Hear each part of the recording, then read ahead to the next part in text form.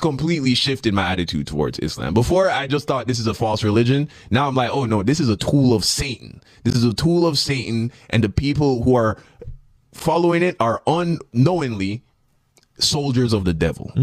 Of the highest degree, right? Some of his strongest foot soldiers. God made a religion, it's Christianity. The devil made a religion, it's called Islam. I didn't know that the Prophet Muhammad, the person who invented the religion, raped a 9-year-old girl. This is a fact. He married a girl at 6 years old and then consummated the marriage at 9. That is rape. And the reason why it doesn't faze the average Muslim when you bring that up to them is because Jesus is not in their heart. Is because the Holy Spirit, God, is not in their heart. Young Don, if you see this, somebody clips and send this to you, I hope you're going to be fair and honest and open enough that when I give the references from the Bible, you're going to go and look them up.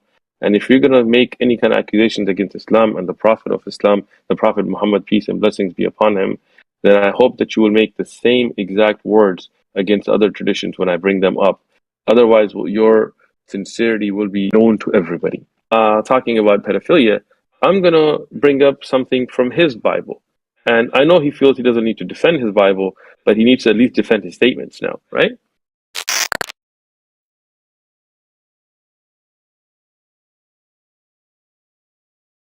MashaAllah. They're going to want to hear this one.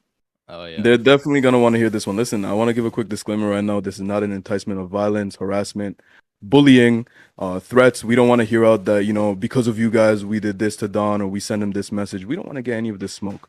Listen, the reality is, Don, if you're watching this, we just have a question for you. You've been going on streams on your channel every single day. Click on it. You have a title that doesn't have anything to do with Islam. So it shows you started the stream with the intention of talking about something. And then eventually you start talking bad about Islam. And then 2 hours later, it's deleted.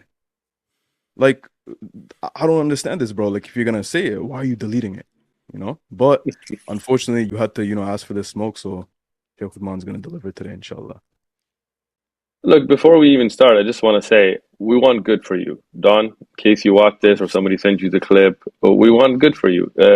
We want you to be guided towards the truth. We want you to follow what is truth. And we feel that you are sincere in the fact that you do want to find the truth, but maybe the way you're going about it is incorrect. Instead of having a discussion face to face, instead of talking it through, just making streams and watching Islamophobes. By the way, all those people that you watched and you talk about watching, I've already debated them face to face, and you can go watch those debates on the One Message Foundation channel. You can see how they fell apart. If you really want to know the truth, we're inviting you right now. Jump on. Even if you want to come in during half the show, and we'll have a civil conversation with evidences, with references that you can look up. Bring your references. If you want to bring any of your little friends, Apis or Mr. Hammer Time or any of them, bring them. We're right here, live, bring it. Christianity and Islam, which is of the devil. And you can see it in the behaviors after the fact. If I went on that stream and I had talked with all those Muslims and, you know, and I didn't know anything about Islam. I didn't know that the Prophet Muhammad, the person who invented the religion, raped a 9-year-old girl. This is a fact. He married a girl at 6 years old and then consummated the marriage at 9. That is rape. Anybody that wants to try and tell me that a 9-year-old girl can have consensual sex with a 53-year-old man, you're sick. Or they're just so deluded. And the reason why it doesn't faze the average Muslim when you bring that up to them is because Jesus is not in their heart. Is because the Holy Spirit, God, is not in their heart to strengthen that morality. How do you hear this and try to look past it or rationalize that the Quran? See, I learned a lot about Islam after the fact. You know what I mean? What people after the call? After the call, yeah, because I went into it thinking that I was about to learn about Islam. But in them, you know, coming for me, I had to now go and learn about it on my own terms. When you talk about rape, I don't know where the idea of rape came from, but let's talk about marriage. And let's talk about the age of Aisha radiallahu anha. None of us are mentally present at the time of birth. None of us notice, hey, you're born, and you're like, hey, I'm born today. What's the time? What's the date? Right? If we ask anyone here when you were born, you're going to look at a birth certificate, you're going to look at your passport, you're going to go ask your mom. You don't remember, right? So you're basically taking information from other sources. And if those sources have some ambiguity, then you're going to pass that on. Arabs had no calendar. Understand this. That the Arabs had no calendar. I don't mean that they didn't have lunar or solar. I mean, they had no calendar. Basically, they would have events like Am al-Fil, the year when Abraha attacked Mecca with the elephant, and they would kind of give it a name from an event or a drought or a flood or a lot of rain, and they would give it a name, and they would try to map ages from that. And that's why, not just discussing Aisha radiallahu anha, even Khadija radiallahu anha, the first wife of the Prophet ﷺ, who, by the way, as long as he was married to, he didn't marry any other woman.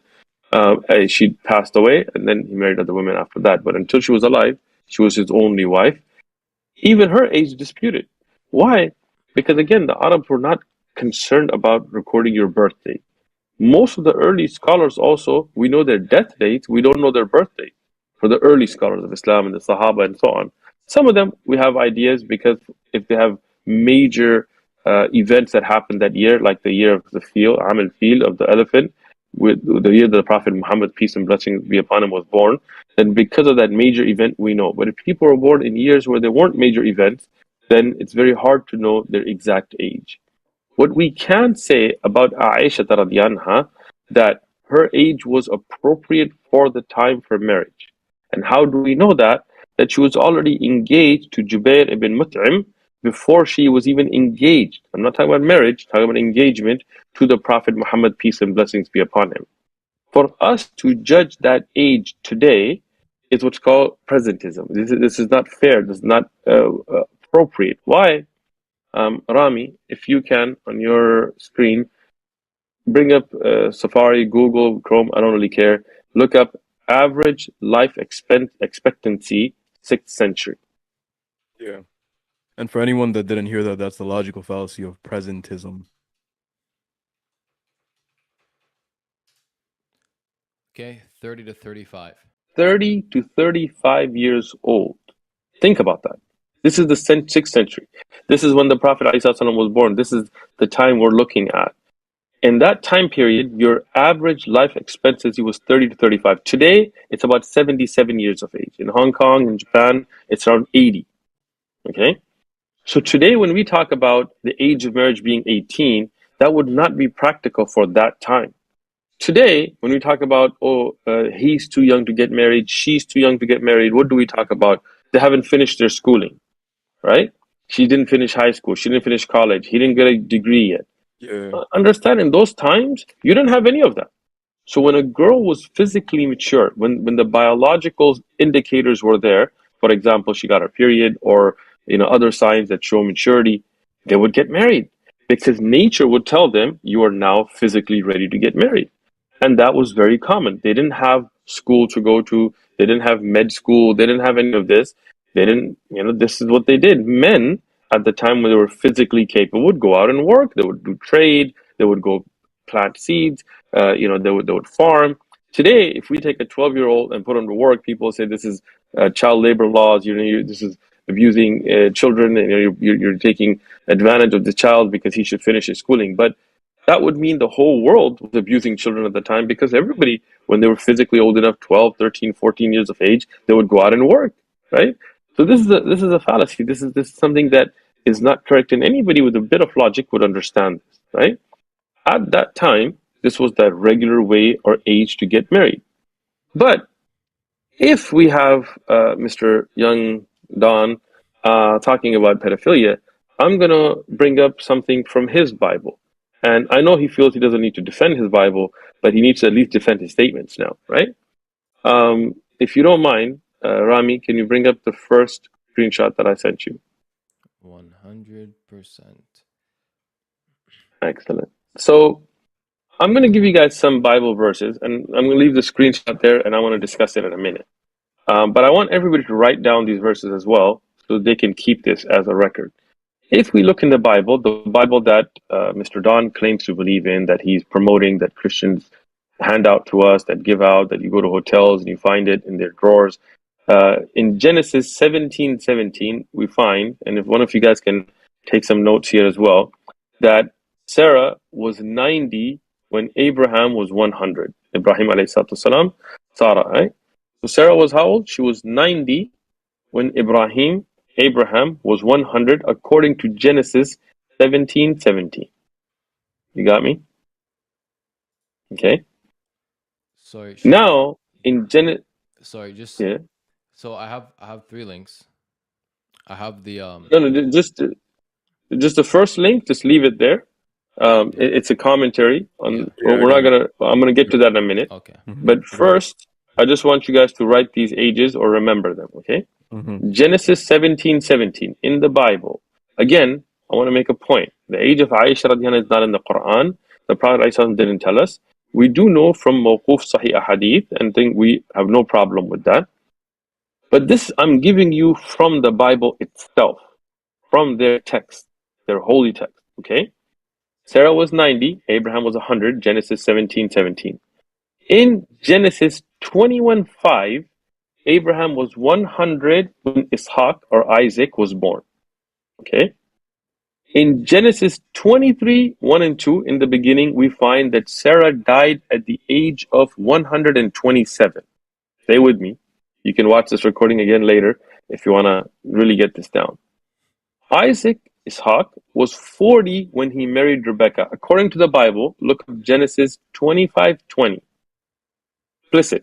He was 40 years old when he married Rebecca. Sarah was 90 when Isaac was born. According to the Bible, when Ishaq ﷺ was born, Sarah was 90 years old.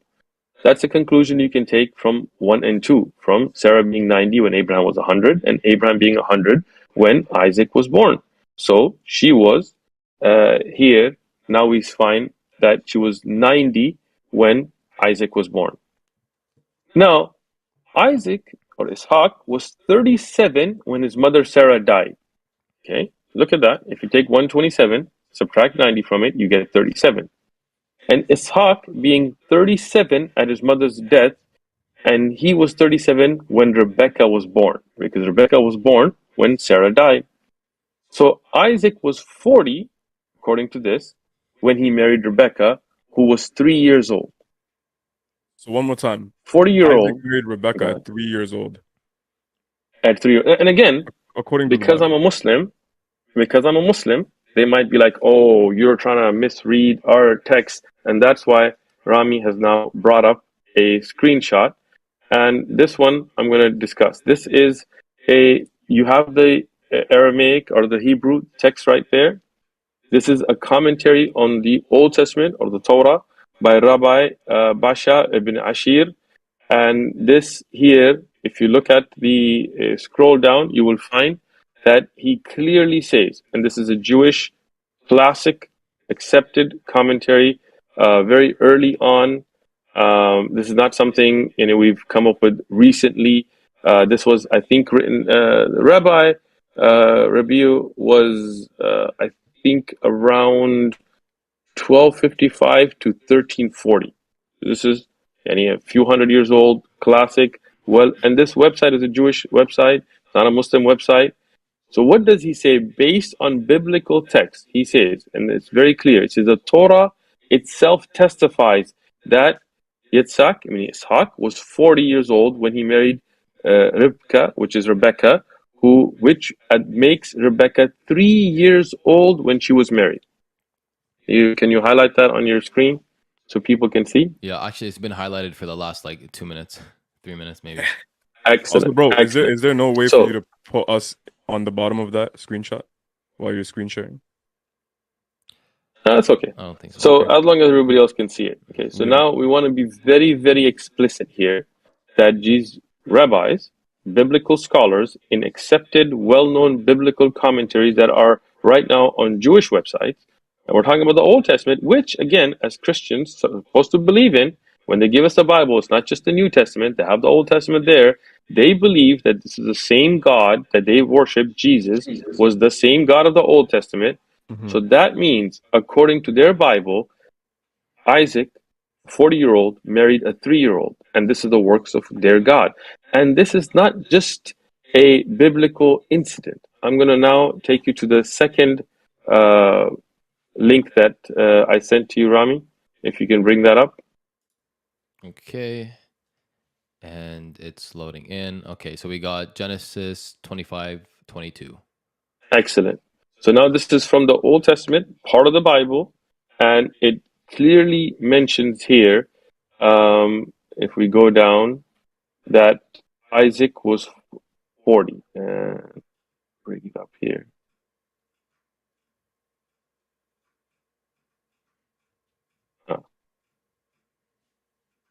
Here. Genesis 25:20. Isaac was 40 years old when he took wife Rebekah. Now, if you look on the right-hand side, you will find the commentary from Rashi. Rashi is a standard, well-known commentary used for biblical references. It was written by Rabbi Solomon ibn Ishaq, and he is 1040 to 1106. Very classic. It's commonly known as Rashi, and this is, as you can read in the introduction, this is the single most influential Jewish biblical commentary of the Middle Ages. Anybody who studied Judaism, anybody who's Christians that have studied the Old Testament, know that this is a standard. This is the well-known, accepted commentary from the Middle Ages. What does Rashi say? He says, when Abraham came from Mount Moriah, he received the news Rebekah was born, and he gives the reference, 22:20. Isaac was 37 years old, because at that time Sarah died from the birth of Isaac until the binding. When Sarah died, there was 37 years since she was 90 years old when Isaac was born, and 127 years old when she died. As it is said in 23:1, he's giving all the biblical references here. And the life of Sarah was 127 years. Thus, Isaac was then 37 years old at the period Rebekah was born, and he waited until she was, now pay attention to this, until she was fit for marriage, which was 3 years, and then married her.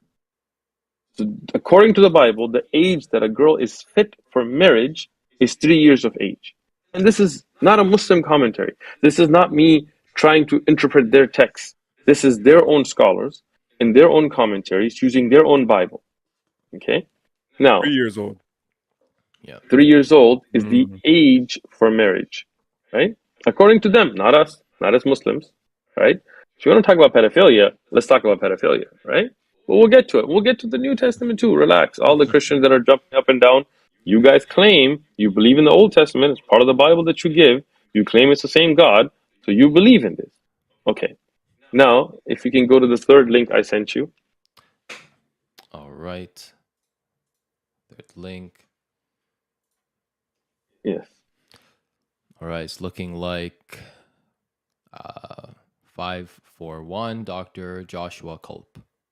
This is the Talmud. This is the commentaries of the Jewish rabbis that base their rulings off of the Bible, off the Old Testament, right, of the Torah. And here, in the explanation of it, it mentions in the Talmud itself, this is Jewish law, a girl of the age of 3 years and 1 day, if you're more than 3 years, if you're a day more, may be betrothed by intercourse. If Yawam had intercourse with her, he acquires her thereby. This is Old Testament law. Okay? What does that mean? That if a girl is 1 day more than 3 years of age and somebody has sex, whether it's forcefully or not, he is now her husband. She will be betrothed to him. As it says, as stated above, intercourse with a girl over the age of 3 years counts as intercourse. Therefore, since betrothal may be performed by intercourse, she may be betrothed in this way. If she is liable for Yabon, meaning a previous husband, which I don't know how a 3-year-old could have a previous husband, and the Yawam, her dead husband's brother, had intercourse with her, she becomes his wife at 3 years of age. Read. This again, look at the website. That's why I shared the link. I'm not just reading it. So people can go look it up. This is not us as Muslims coming in. So if you want to take shots, Don, come. Let's talk about it. Right? Let's bring up your Bible. Right? We'll get to it. Now, again, this means intercourse. He creates legal obligation, legal relationship. And who is liable for adultery with her? It's her father who marries her off to someone else. Understanding that according to Jewish law, a girl who is a katana, this is kitana, this is a word that's used in their law, according to the Old Testament, at between the age of 3 and 12, can be given in marriage even without her consent by her father, right? Because this is the legal age of marriage between 3 and 12, according to the Old Testament laws, right?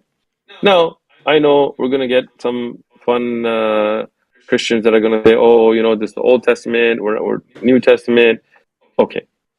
First thing, as I've clearly mentioned repeatedly now, the Bible that you guys give out as Christians contains the Old Testament. You do believe in it, supposedly, right?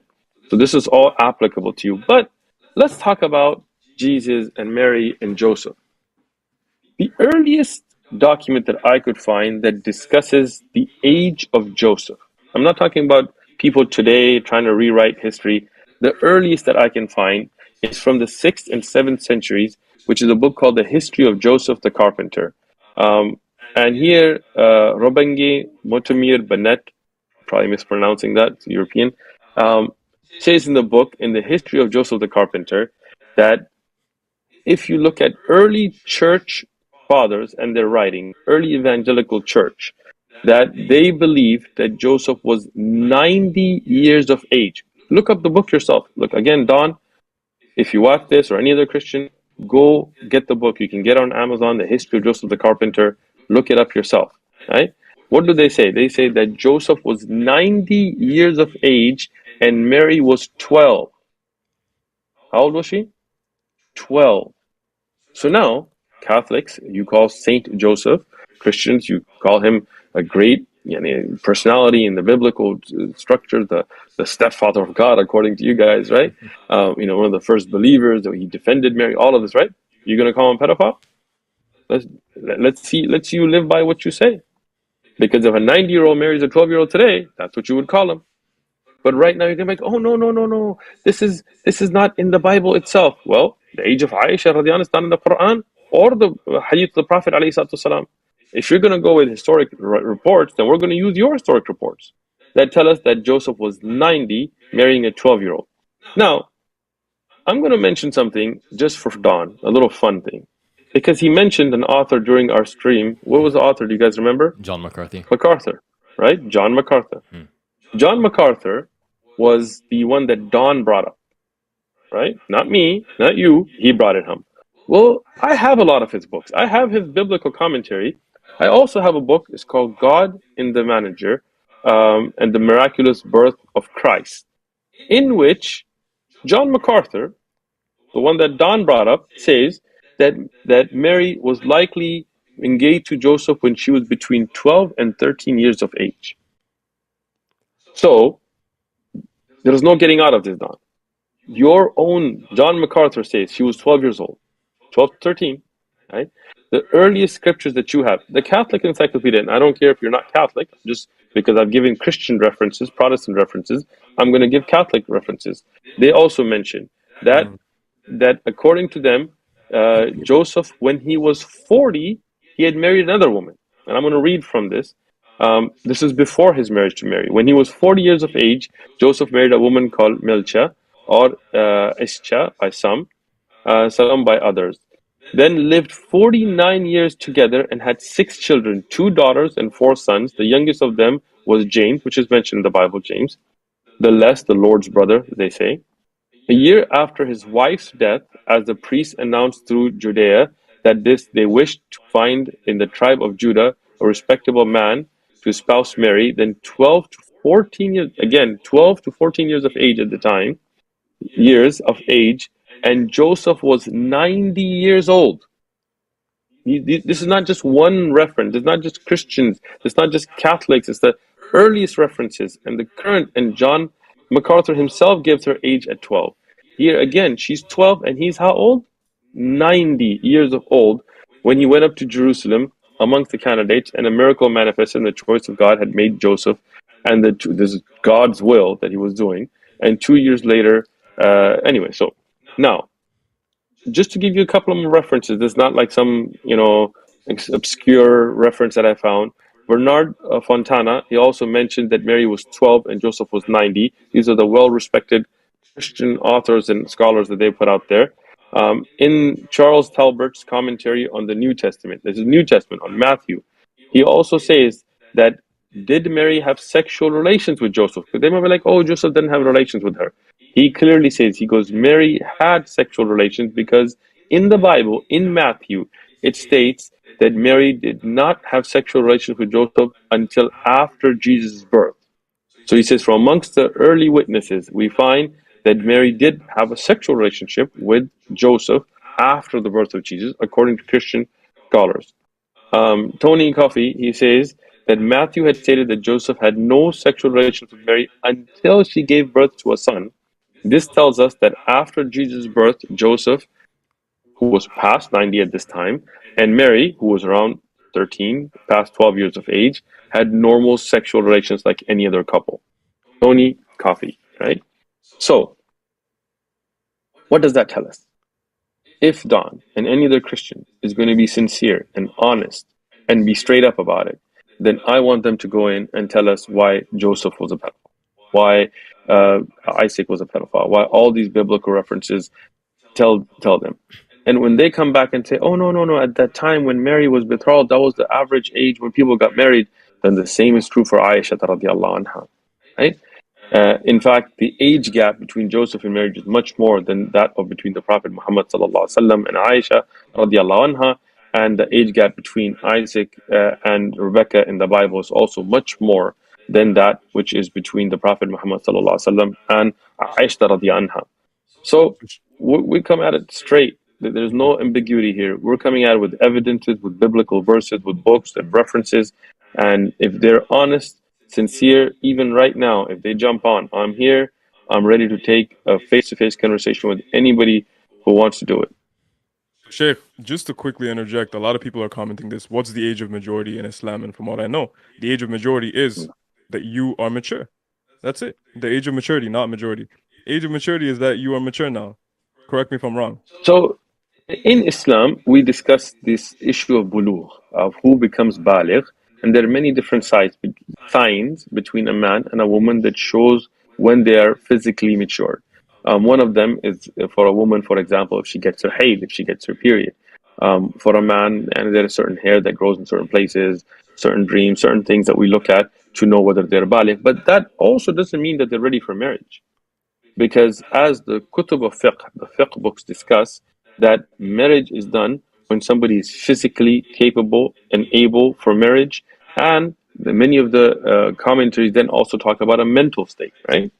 So what does that mean? A girl may be at an age where her period doesn't come because in her culture, her environment, the period comes very late, or some they come very early, but she may not be physically ready for marriage. So at that time, we would not allow that to be an Islamic marriage. Islam looks at what we call urf. Urf means the local customs and traditions to look at marriage age, right?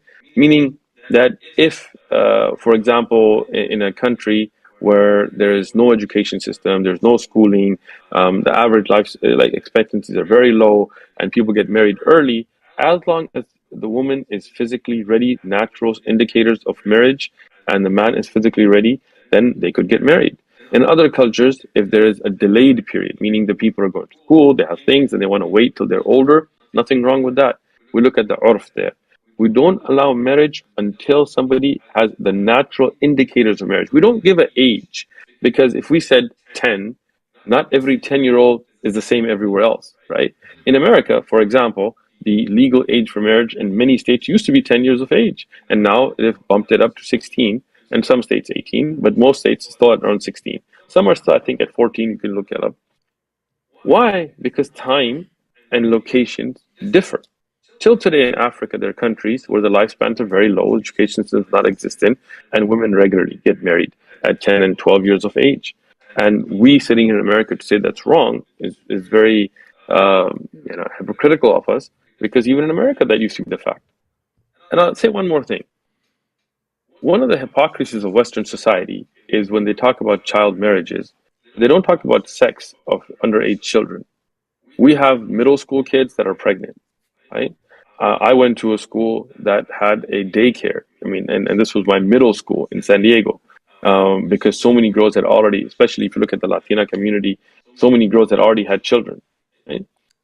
I have people that I went to school with that at 12 and 13 got pregnant, meaning they were already having sex before that. So if somebody is old enough to be having sex, why aren't they old enough to get married? This is something that we find as a hypocrisy in Western society, Because at age 18, for example, where did we come up with that number? You know, some people at 18 may not physically be ready for marriage. Some people at 18 some people at 16 may be ready, you know. So in Islam, we don't go by just putting a arbitrary number. We look at, first and foremost, the natural indicators of the body.